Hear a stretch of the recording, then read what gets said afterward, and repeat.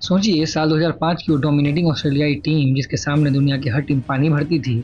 एक ऐसी टीम जो विरोधियों को केवल हराती नहीं थी बल्कि तबाह कर दिया करती थी। उनके सामने थी न्यूजीलैंड जो अपने ही घर में कुछ महीने पहले 5-0 से कुचली जा चुकी थी और इस सीरीज में भी पहले 2 मैच हराकर ऑस्ट्रेलिया ने उनके जख्मों को हरा कर दिया था। 10 दिसंबर 2005 क्राइस्टचर्च का मैदान सीरीज पहले ही 2-0 से ऑस्ट्रेलिया ने जीत लिया था। न्यूजीलैंड के लिए ये बस एक मैच नहीं, अपनी लाज बचाने की आखिरी कोशिश थी। कप्तान डेनियल विटोरी ने टॉस जीता और पहले गेंदबाजी चुनी। काइल मिल्स ने तीसरी ही गेंद पर एडम गिलक्रिस्ट को 0 पर आउट कर दिया और ऐसा लगा कि आज कीवी टीम कुछ अलग करने आई है। 7 रन पर दूसरा विकेट भी गिर गया। कीवी फैंस में उम्मीद की एक लहर दौड़ गई है, लेकिन वो ऑस्ट्रेलिया थे। जख्मी शेर की तरह उन्होंने पलटवार किया। कप्तान रिकी पोंटिंग ने 75, ब्रैड हॉज ने 59 और माइकल क्लार्क ने 71 रन ठोक दिए। और फिर आया मिस्टर क्रिकेट माइकल हसी का तूफान। हसी ने सिर्फ 56 गेंदों पर 88 रन बना डाले। ऑस्ट्रेलिया ने बोर्ड पर टांग दिए 331 रन। उस जमाने में 332 का टारगेट चेज करना और वो भी माइटी ऑस्ट्रेलिया के अगेंस्ट मतलब नामुमकिन को मुमकिन करने जैसा था। 332 रनों के बोझ तले दबी कीवी टीम की शुरुआत बेहद खराब रही। ओपनर स्टीफन फ्लेमिंग 9 गेंदें खेलकर 0 पर आउट हुए और 61 रन पहुंचते टॉप ऑर्डर के 3 बल्लेबाज पवेलियन लौट चुके थे। कीवीज पूरी तरह हताश थे और ऑस्ट्रेलियंस के चेहरे पर वही जानी पहचानी क्रूर मुस्कान। लग रहा था मैच खत्म हो चुका है, लेकिन स्कॉट स्टाइलिस एक योद्धा की तरह अड़ गए जो हार मानने को तैयार नहीं थे।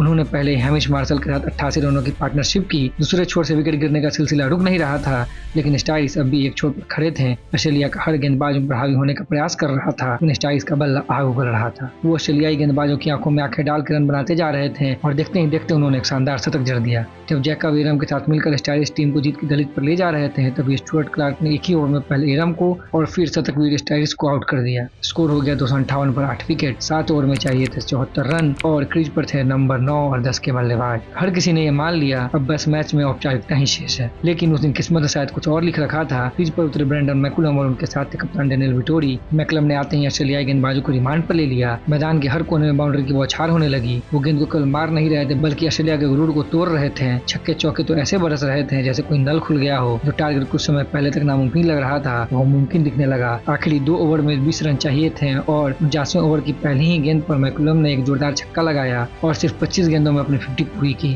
अब स्ट्राइक पर आए कप्तान विटोरी। पहले उन्होंने लेग साइड पर एक शानदार छक्का जड़ा और अगली ही गेंद पर उसी जगह एक करारा चौका और आखिर में एक सिंगल लेकर कप्तान विटोरी ने उस नामुमकिन लक्ष्य को हासिल कर लिया। न्यूजीलैंड 2 विकेट से ये ऐतिहासिक मैच जीत गया। सीरीज हारने के बावजूद कीवी टीम की खुशी देखकर आप समझ सकते हैं कि उस दौर में ऑस्ट्रेलिया को हराना कितनी बड़ी बात होती थी। ये जीत सिर्फ एक मैच की जीत नहीं थी, ये उस घमंड की जीत थी। तो कहता था कि ऑस्ट्रेलिया को तो हराया नहीं जा सकता।